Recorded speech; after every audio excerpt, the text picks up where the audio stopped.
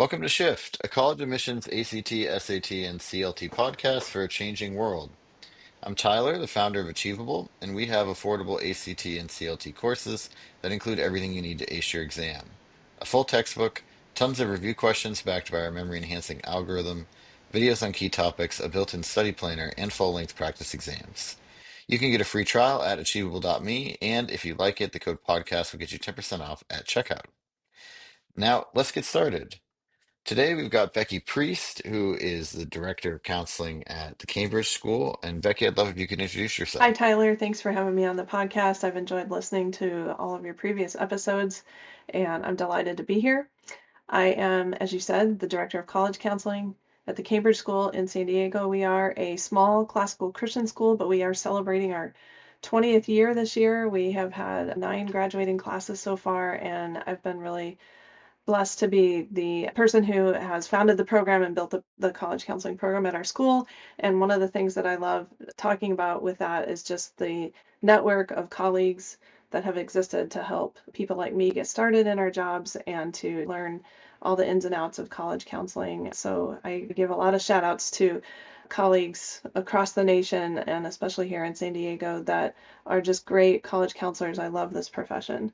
We're very collegial. We love sharing our information. And so that's why part of why I'm really glad to be on the podcast. But my professional background started at Washington University in St. Louis a long time ago, where I did work in the financial aid office, both as a work study student and then later as a full-time employee. And so I got to learn financial aid at a very well-resourced institution with ethical policies and the ability to award really robust need-based financial aid. And I've read tens of thousands of FAFSAs and CSS profiles over the years. And even though that was a long time ago, I have stayed very active in the financial aid profession. I've attended national conferences, maintained a membership in the professional organization.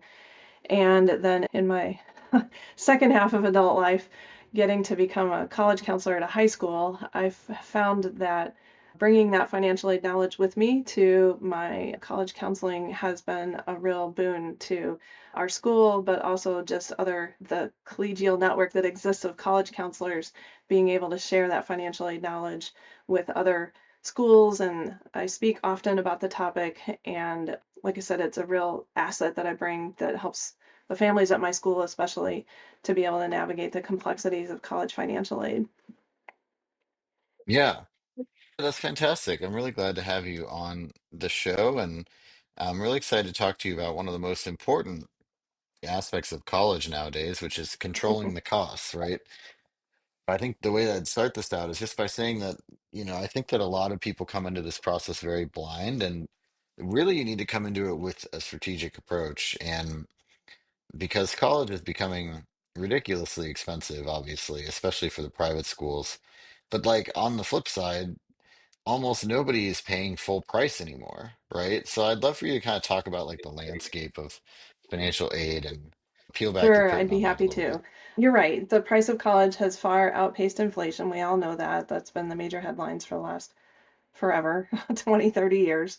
I don't see that slowing down anytime soon. Hmm. Just so parents out there are prepared for that. I think I start a lot of my talks with saying, if you're coming to our talk tonight to hear me say, here's where you can get college for super cheap, then you're not going to probably get a lot of answers that you're hoping to get tonight. So, college is expensive, and I think families need to be prepared with that long before senior year. I think it's important that parents have honest conversations with their children about what they can't afford for college. You are the parent, and I think this is a place to say, this is what our family can afford.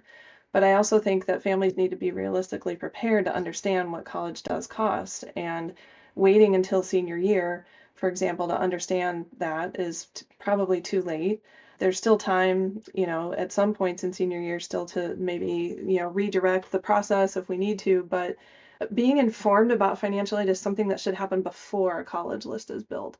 And it starts really with a parent Right. understanding and having conversations with what is the affordability zone for my house. That's what I call it when I meet with my families, is I say, yeah, like I don't need to know your income and your assets because I'm not in a college financial aid office.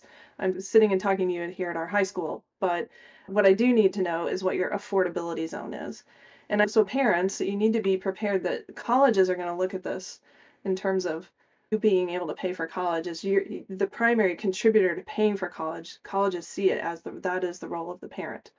Um, Parents obviously are looking at it with like, what is the college going to help me with?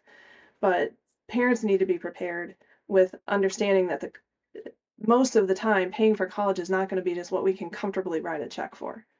It's going to be a little bit of a stretch beyond that. What are you going to Mhm. be uncomfortable writing a check for? And then what are you going to even beyond that going to be really uncomfortable, perhaps borrowing?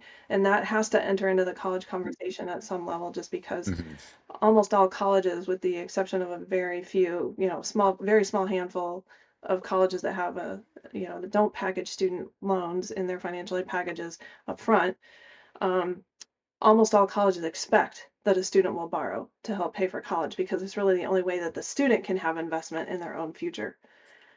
But as we look at the national landscape, I think it's really important for parents to understand a couple of really basic foundational principles from the start. And the first one is understanding what kind of money you're even dealing with. Every dollar of financial aid falls into one of two categories. It's either need-based or it's merit-based. Some colleges only have one kind of financial aid, or some colleges really specialize in one of those two categories. But for example, let's talk about your very highly selective, internationally known colleges like Stanford and Harvard, Princeton, etc. Those colleges have a lot of money to put into their financial aid coffers and award really robust financial aid, but it's all in the need-based category. There's Those colleges don't have any merit scholarships, for example. And so a family who thinks like, oh, my smart kid can get into a college like that and they're just going to have to get a merit scholarship to help pay for college, well, then you need to retool your list because those colleges are only looking at your family based on a need-based assessment, which I can explain in a few minutes. Then you've got merit financial aid on the other side of that, which is, all based on some criteria that the student has that the college desires to have on their campus.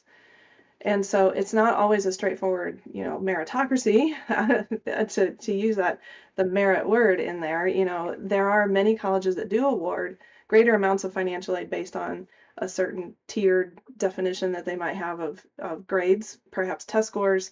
The higher those go, then possibly the more Mhm. aid you might get. But it's not always that straightforward either. And so that's what lends to the mystery of this whole process is families are confused from the get-go of even understanding the difference between, are we talking about need-based aid, or are we talking about merit aid? Am I going to qualify based on my income and assets for need-based aid? Is my kid going to qualify for any merit aid based on what that college wants? And so that makes it for a very confusing milieu of, just trying to understand the landscape from the beginning. So what I like to do is try to educate families on, there are ways that you can kind of reasonably predict with some degree of certainty what you can expect. So just starting with understanding that there's need-based and merit-based aid and there's differences between those two is important. The second layer is understanding where the money's coming from. So that's the other thing that families are always like, where can I find the money? Where can I find the money? The largest source by far of money that's available to help pay for college comes from the federal and the state governments. The next largest source comes from the college itself, and so that's why I'm really passionate about students building their lists intelligently. If a family needs to be within a certain affordability zone, then you can kind of guess where some colleges are going to fall with that, with what kind of aid they're going to award to you. um, Often paired with the help of a college counselor or an independent consultant, or a high school counselor that can help them.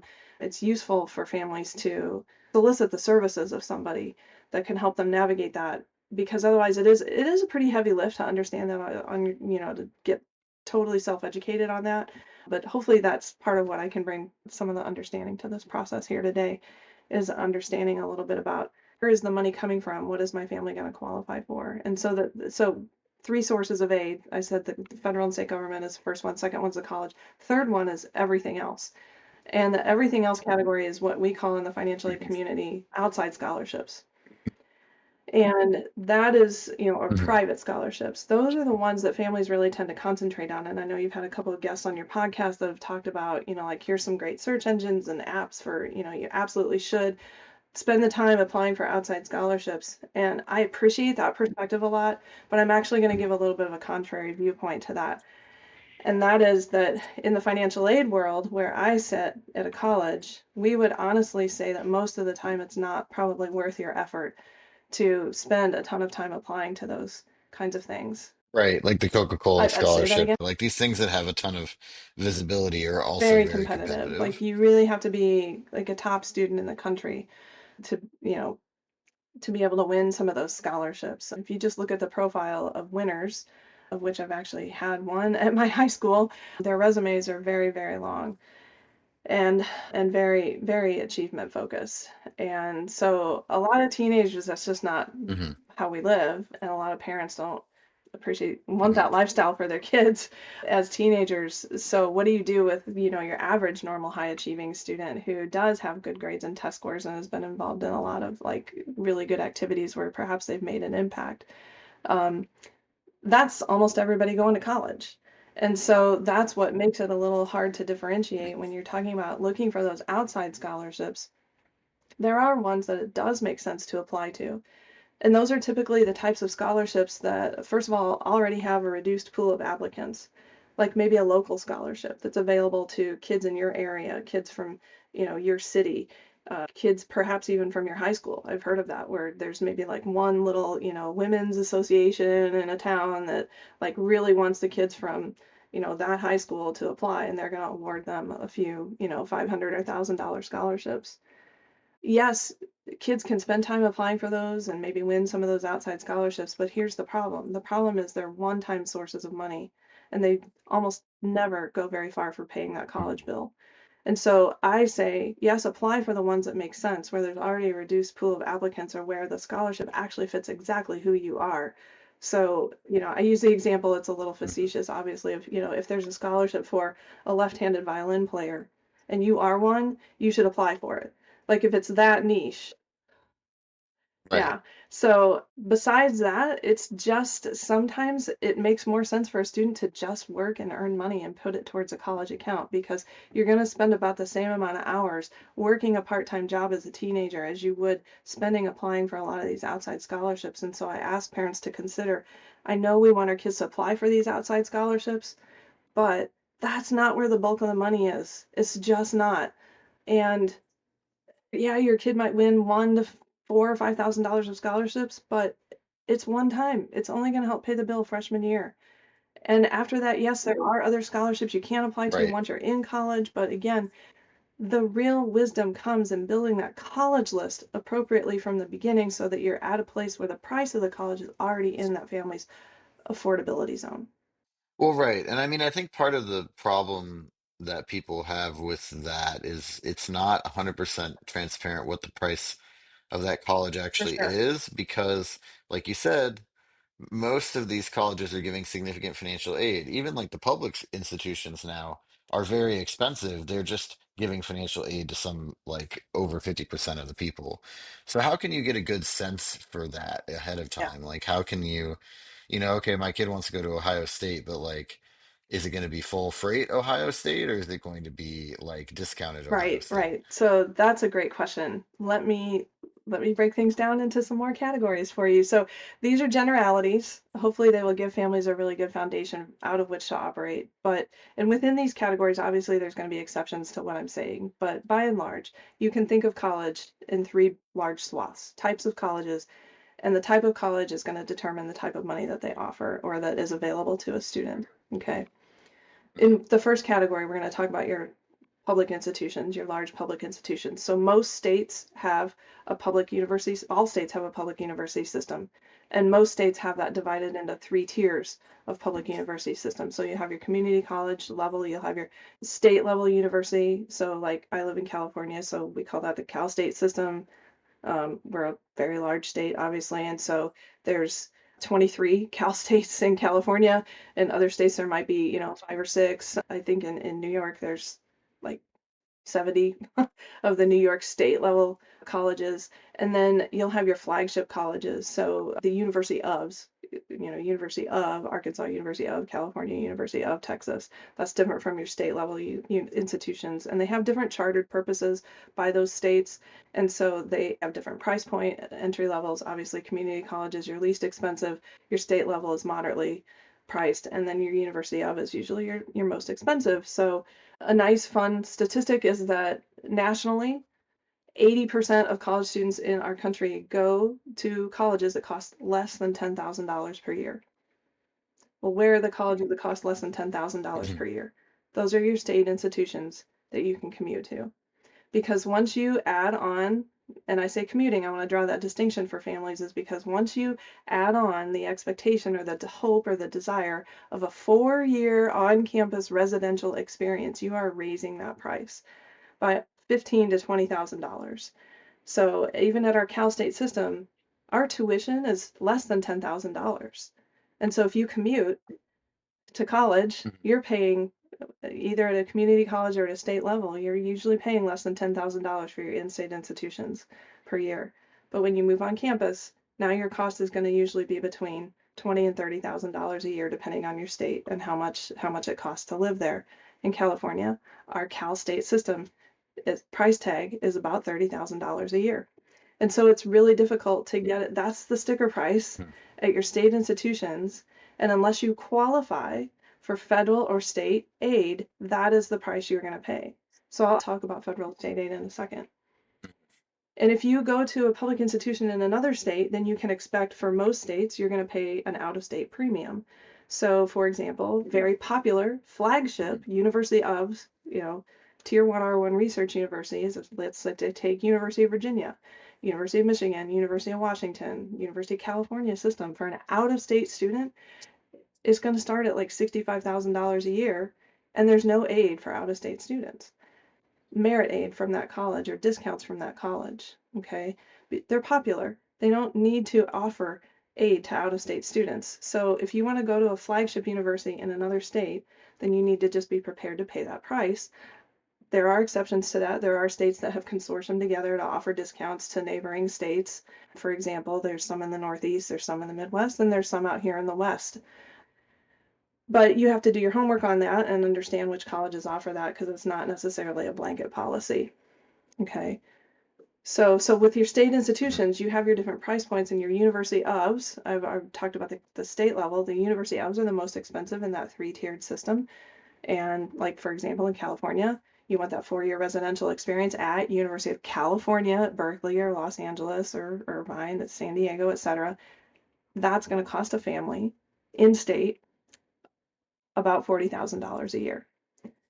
So how can that price of those public institutions be brought down? It's almost always purely by whether or not you qualify for federal or state aid. So sources of aid, government. Remember I said the government aid is the largest source. Do you qualify for the federal programs? The Pell Grant being the main one. That's typically reserved for families that make under $50,000 or $60,000 a year. There's no hard cutoff for that because there's many factors that go into assessing Pell Grant eligibility. Okay, but so it's going to vary from family to family, but that's generally the zone. Your state probably has state aid, okay, here in California, which, by the way, California public systems educate 10% of America's college students. So in our state system, we have a couple of state aid programs that are really popular. And if you qualify for them based on an income and a GPA cutoff, there are hard cutoffs for some of those for state aid, then it pays for your tuition at a public institution.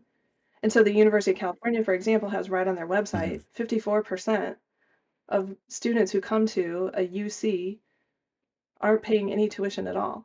And that's because 54% of the students are qualifying for our state aid or our federal aid that are bringing that cost down. But if you don't qualify for those federal or state aid programs based on their income cutoffs, then you're going to be paying full price for that state system. Okay, so that's how you can evaluate your own state system, is understanding, like, where do I qualify? What are the price points for getting in? And that is usually easily understood. It's usually pretty black and white. Second category of college, on the other extreme from the public institution, are your internationally known, highly selective, highly popular colleges. Okay, there's a term coined in our profession there. We call them highly rejective colleges because they're rejecting most students who apply. They're really popular because of US News and World Report rankings, and so they may have 2,000 seats, but they might have 60,000 applicants, and so they're already gonna, they're gonna be they're going to have to Right. deny most of the students who apply. And they get to pick the best students that they want to have come to those institutions.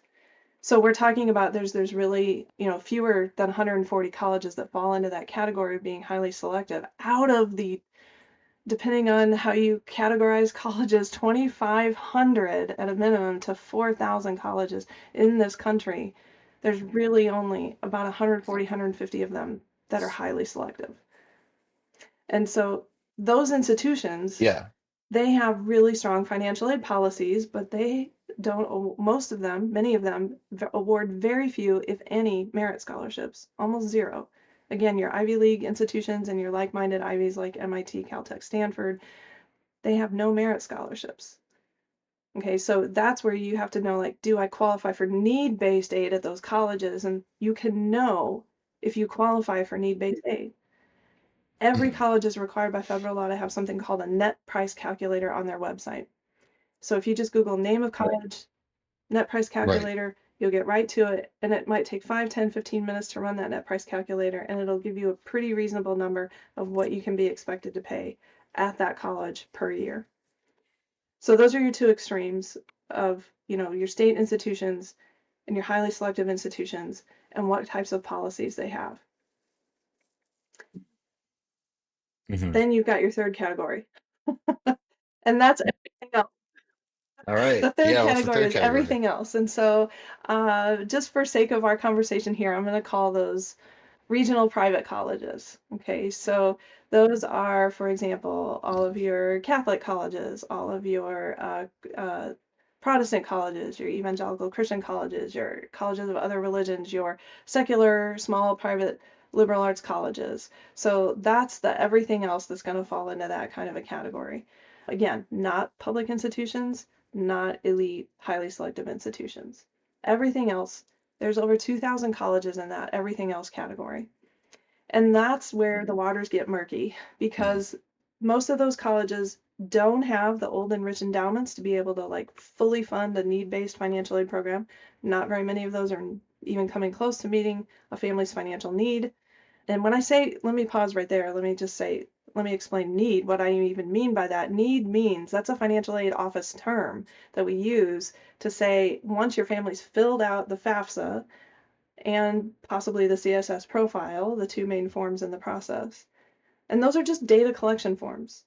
Those are not places that award money. You're not getting money from FAFSA. You're not getting money from CSS Hmm. profile. The money's coming from the college or the government.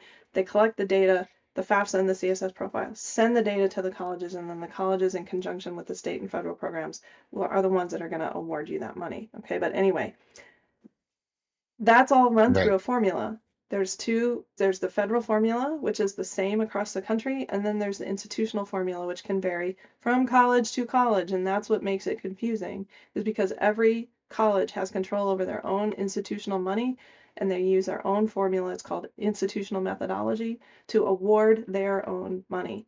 And that's where their own institutional priorities are going to come into play in terms of how much money they're awarding and to whom. And that's where all the confusion comes in, is because you can get wildly different financial aid offers from colleges because they're choosing how to award their own money based on their own priorities of who they want to enroll at their college. So within that large category of, not public, not highly rejected colleges, but the everything else category, that's where it gets confusing in terms of, do I qualify for any need-based aid? Even if I do, these colleges are in the category where they don't have the old rich endowments to be able to meet 100% of your need. So they're going to attract the students that they want the most with that merit money.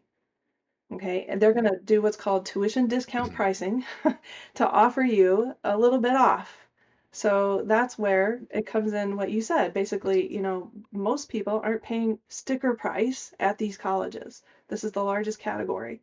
So you might see, for example, a sticker price at a certain college that might be $65,000 a year or $85,000 a year, but nobody's paying that. And they even say that right on their website. They'll say 100% of our students get a scholarship. That's because they're discounting the price for everybody. But what is the price going to be for your family is going to totally depend on characteristics about your student and the desirability of your student at that college. And so that's where those tiered scholarships come in. That some colleges will say, well, we want really strong students with high test scores and high grades, and we're going to give more money for that. And so that discount, remember tuition discount off of that, let's start with just an $80,000 sticker price in our example. If you have great grades and test scores, you might automatically get $20,000 off of that price. So that's bringing the cost of that college down to 60. But if you have Mhm. really super duper grades and test scores, and you've got some national level or international accomplishments under your belt as a student, as a high school student, then that might bring the cost down another $15,000 to $20,000. And so now you might only pay $40,000 for a certain college in certain categories. So that's a little bit about how that Mhm. works. And then if a student does qualify for perhaps state grant on top of that, or maybe they're going to go to college that has stackable merit scholarships where they might give you a little bit more. Say if you're going to play piano and accompany the choir, you might get another $1,500. Or maybe you're gonna do the stats for the basketball team, we'll give you another $1,000. You know, you might debate for the debate team, here's another $1,000 or $2. So those are the kinds of scholarships that a college could stack. They don't always publicize those, and so that's part of what makes it such a big mystery in terms of families not knowing what am I even going to get from these colleges. Well, right. And I mean, it's because it depends so much on like number one, are they having a good or a bad Yeah. enrollment year? Right. Number two, they're basically like just giving you free money. So they don't want to tell you how much ahead of time Yes. that's going to be. I mean, and then they want to give you as little as they can Exactly. while still having to go, right? Like, I mean, it's all these things factor into it. So I'm curious, like, how do you navigate all of this, right? Like, I mean, I think that if imagine, you're talking to parents that are kind of just starting the college process at the beginning of the year 2026, right? Like, I I think that, what I would say my starting point would be is I would first, figure out what are all the colleges that my child knows about and is thinking about at all, put them in a list and start to spec out like, what are the median SAT, ACT scores for all of them, like, and then what is like their sort of expected cost for us with that calculator. And so let's say you've done that, right? Like those are like the first couple of steps. Then the second question is, like you said, it becomes a lot more nebulous. It's like, okay, what are the types of scholarships that we could potentially qualify for, right? I think the biggest difference there is going to be in-state versus out-of-state. But then, like within the school itself, in this fuzzy category, like how can you get a sense for how much of a discount you're going to be able to get? It can be difficult. And because, like I said, colleges don't always publish what that discount can be. But what we do know is that nationwide, the average discount is 56% off of the sticker price, and that is rising. And yeah, so that's Wow. where, I would encourage families like just because you might see an $80,000 a year price tag, don't immediately take that college off your child's list. Now, again, if you're looking for a college that's going to be $10,000 or $15,000 a year, then you need to look at your public institutions, or you need to look at, perhaps if you would qualify for need-based aid at a very elite private institution, that would bring that cost down to that much because they're going to meet 100% of your need, then those are your two categories where you can know with a good deal of predictability, like what's going to be available to me. But yeah, it is this middle category that's hard to know. Like even though the national average of of price discounting is 56%, let's just take, I'm not trying to pick on any certain college, but let's just take like a Loyola Marymount in Los Angeles, a Jesuit college. They have a published sticker price that's close to around $80,000, give or take. And they'll publish on their website. You go to, to answer your question in the short way, the short answer is it takes some work. You have to do the research. You have to go look at the website of that college. You have to see what is the price of this college. You have to read on their scholarship pages. What are the scholarships? Who are they available to? How much are they? And so some colleges put those tiered numbers right on their website. I like to use the example just because I'm here in San Diego. Point Loma Nazarene University here in San Diego publishes right on their website those tiered scholarships, GPA test scores, top to bottom. Here's what you can expect to get off of that sticker price. But a lot of colleges aren't that transparent in terms of publishing it. But that's also not the final word. Again, is you can read that and then know, like, oh, I know where my GPA and test scores fall. So I know that I can get this much off, but is there more? And the answer to that is yes, maybe. And so you have to wait till you're admitted and you see if they award you any money. And then sometimes there can be room for some negotiation with that. And I know that's hard then to plan and predict before the senior year, but that's where, I said wait at the beginning of our conversation, back it up to junior year. I think the first step is first of all, in defining what is my family's affordability zone. If I'm in the upper middle Mhm. class tier, which there's been several articles published on, that's the group that's actually being hurt by current college pricing policies, is because you're not, let's take 2-degree parents with professional level jobs where maybe a household income is above $200,000 a year. You're in a zone where you're not necessarily qualifying for much need-based aid, if any, and yet you can't afford to write a check for a college that costs 60 to $100,000 a year. You just can't, especially if you live in California, So if you're not going to qualify for need-based aid and your child's aiming for, the Stanfords of the world, then you have to be prepared to pay full sticker price. And so a family can decide right from the get-go, we know we're not qualifying for need-based aid. Stanford doesn't have any merit scholarships, and we cannot pay $100,000 a year. So Stanford's not on the list, etc. Fill in the blank with colleges that are in that tier, like your Loyola Marymount's or your other Jesuit colleges that are, not quite at that price, but maybe they're 80,000-ish, give or take. They are not going to meet full financial need, and maybe that family I'm using the example isn't going to qualify for need-based aid anyway, or very little of it. What can you get in merit scholarships? There's websites you can look up that tell you the average discount aid of those colleges, I'm sorry, and you have to read those websites of the college themselves. So that's where it takes a little bit of work, finding out like what do they offer in merit aid. Is my child going to even qualify for any of those merit scholarships?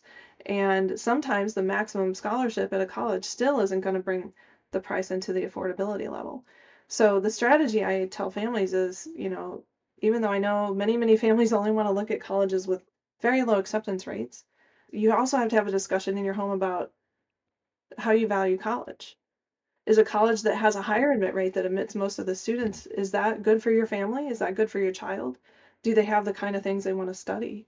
And so, evaluating that, so those 2,000, 2,500 colleges that fall into that regional private college category are the ones that are giving the most discounts. And that's where your child could find college for Mhm. less than, $50,000 a year. You could get it down to 40, you could get it down to 30. It's going to be really hard to get private college for much less than $30,000 though. Again, these are generalities. There's exceptions to this. Yeah, I think it's also worth noting, you're talking about like Loyola Marymount or other colleges. Yes, the average discount is 50%, but I think that so much of that is probably schools that you wouldn't necessarily be putting at the top of your list Right. offering very large discounts. And I also think that, let's say you've got a particular school you really want to go to. Let's say it's Loyola Marymount. You can't afford 80K. You could maybe swing, I don't know, 50 or something. Well, you need to look at where you compare to all of the other Yes, applicants. Because if you're in the bottom quartile of applicants and you could get in, but like it would be a little bit close, they're not going to be as compelled to give you a I ton of would agree with financial that. aid to go there versus if you're in the top quartile of applicants, right? I don't know if you make a guess on how much of a discount you could potentially get, or you could use the tiers that they have and the criteria that they have. I think that you should make a conservative guess, and that conservative guess should be based on how you compare to the metrics that you have Yes. for that college, right? Like how you compare to their average SAT, ACT scores, how you compare to the GPAs Yes, and that's other a really things. good place to start too, and to take that into consideration. I think there's multiple, if we look at the college cost as the center target, I think there's multiple angles from which to poke this target from, right? Is like you poke it first from what is my family's affordability zone? You poke it again from is my child even admissible? And then getting, deeper into that consideration. And again, I'm assuming that a family has also already looked at does this college even have the things that my child might want to study, even if they're undecided? Is it a good place to explore? Or do they have, if my child knows what they want to study, do they have the major I want? So yeah, of course, that's the first filter. Is my child ready to go far from home? That's another layer, so location it often comes into play. How far away should they go from home? Again, within another 80% number of college students in America go to college within 3 hours of their home. So, it's the minority of students who are traveling across the country and who are going to colleges that cost more than $10,000 a year. So that's just the reality of the national landscape. But yeah, thinking about then where your child falls into that target of that college, another good piece of data. And so there's some really great resources to do that. Yeah, obviously you can search on the internet. I think you just need to be careful though, because you can often put into a search engine any question for colleges that have fill in the blank, and most of them are going to start with Harvard, Stanford, Princeton, Yale, Columbia on their lists, and that's where it gets really frustrating. Is I would be a little really specific with targeted searches, like colleges that are hidden gems, you know, great colleges for B students. Let's make our searches really specific, but a couple of really great resources in terms of understanding some of that data are books like the Princeton Review Guide.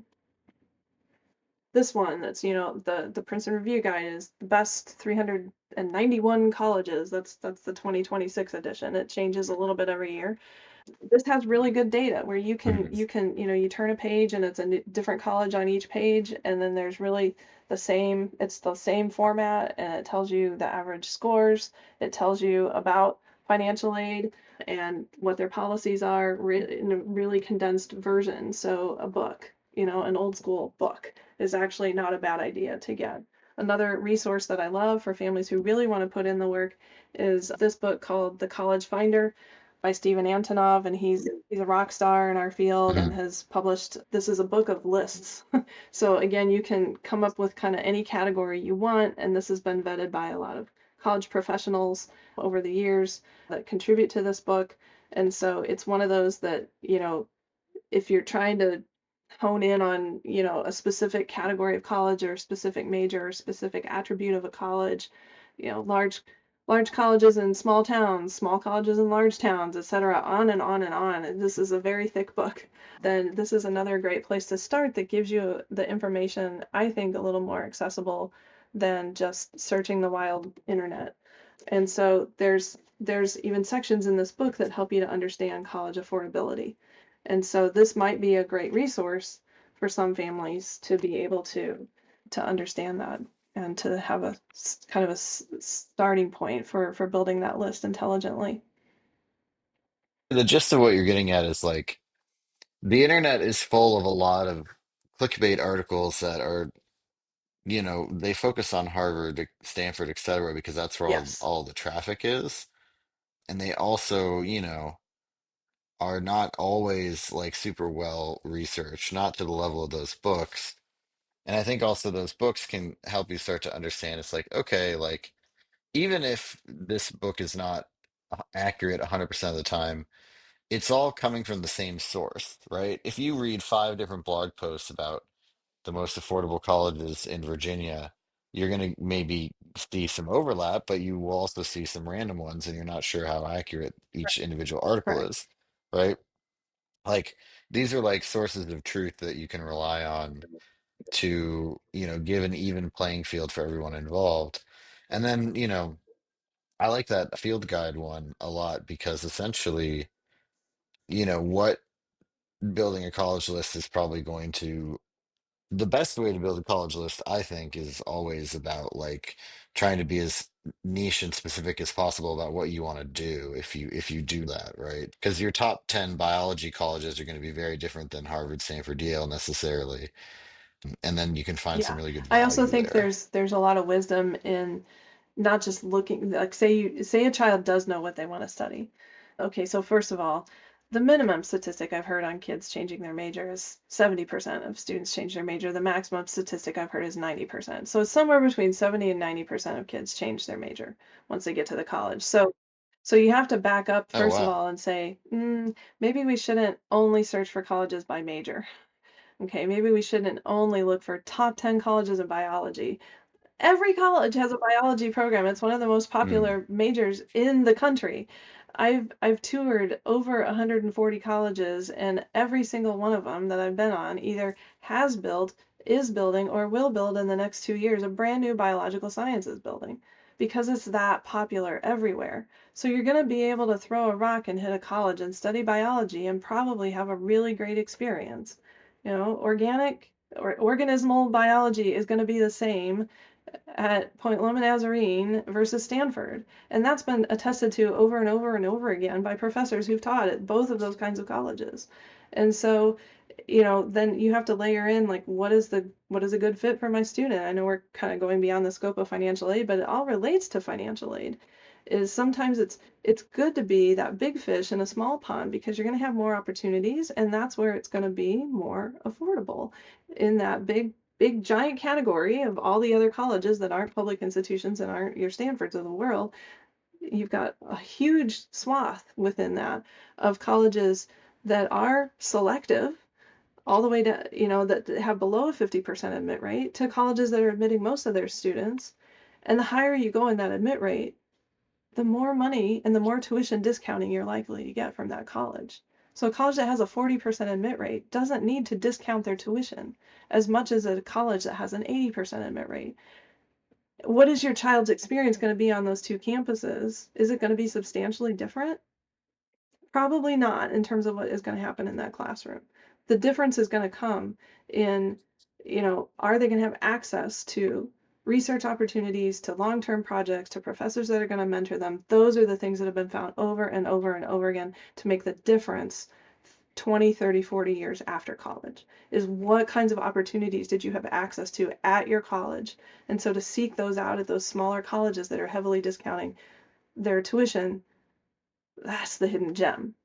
That's the sweet spot to look for in terms of aligning that. Now, again, that's not still going to be super cheap.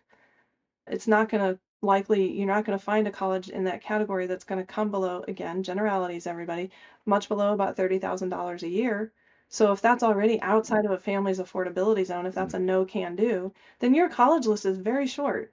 You're right at just going looking at your public colleges in your backyard. And that makes the process really easy and straightforward, and you don't have to do all this ton of research. But if you have the flexibility, and I ask my families at my schooling, tell me kind of where you land in a $10,000 swath. Do you need college to cost 30,000? Can you pay 40,000? Can you pay 50,000? Can you pay 60,000? Because every time we add another $10,000, that's going to open up a different layer of college, and it's almost always associated, or there's a high correlation anyway, between the admit rate and the cost of that college. Yeah, and I think that that is the right way to approach it. And hopefully, these other families have a good counselor like you to kind of guide them through this process. But if they don't, or if they're just trying to figure this out on their own, what other advice do you have for them basically to go through this? I think in terms of trying to understand the landscape, it can either be the job of highly driven students, highly motivated parents, and if there's just not time or enough drive in your family to handle that, then yeah, you do need to seek the advice of either a high school counselor. If you're at a small private school, then your high school counselor is going to be really well informed. Unfortunately, if you're at a large public school, those counselors don't have as much time to dedicate to the college search process. That's probably less than 10% of their job. Yeah, I think it's like an Yeah. average of like 500 students to one Yes. counselor in public Yes. schools or something. It's No, really, and there's not and enough and time. they're just as informed on most of these things as a counselor like me at a small private school, but they just don't have the time to really counsel students in a heavy duty way Hmm. through that college application process. And so a lot of families at large public schools will end up hiring an independent consultant.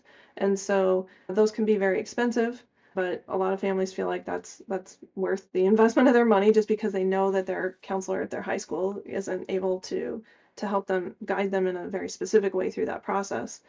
And so when you're looking for an independent consultant, you really should look for somebody that's part of a professional organization. The Independent Counselors Association, the IECA, is a really good place to start. If a college counselor has that credential or perhaps has gone through the college counseling certificate programs at the UCs, they have those. So that college counselors can get, those are people who've kind of at least gone through some really basic education, and in some cases even a more higher level certification of being knowledgeable in the field. And there is a lot of agreement among us as professionals. We're all going to give pretty consistent, sane advice when it comes to this. Obviously, there's bad actors in every field, but for the most part, those of us who care and really want to do our jobs well, we're giving you kind of the same advice that I'm giving you here today. Great. Yeah, and then I think, I mean, I've really enjoyed this episode. I think we've got a lot of really good information here and like strategy and kind of a thoughtful approach. Is there anything that we haven't covered that you wanted to make sure we covered, or is there anything you want to say as we wrap up? I can't think of anything, Tyler. I mean, I could talk about financial aid a long time. I love kind of nerding out on it, and there's probably more questions that we haven't explored, but I think families have gotten a pretty comprehensive, um, more than overview from our conversation today. Great. Yeah, well, thank you so much. This has been Shift, a college admissions podcast for a changing world, hosted by Tyler from Achievable with Becky Priest from the Cambridge School. And you can get a free trial of Achievable's ACT and CLT courses by going to achievable.me.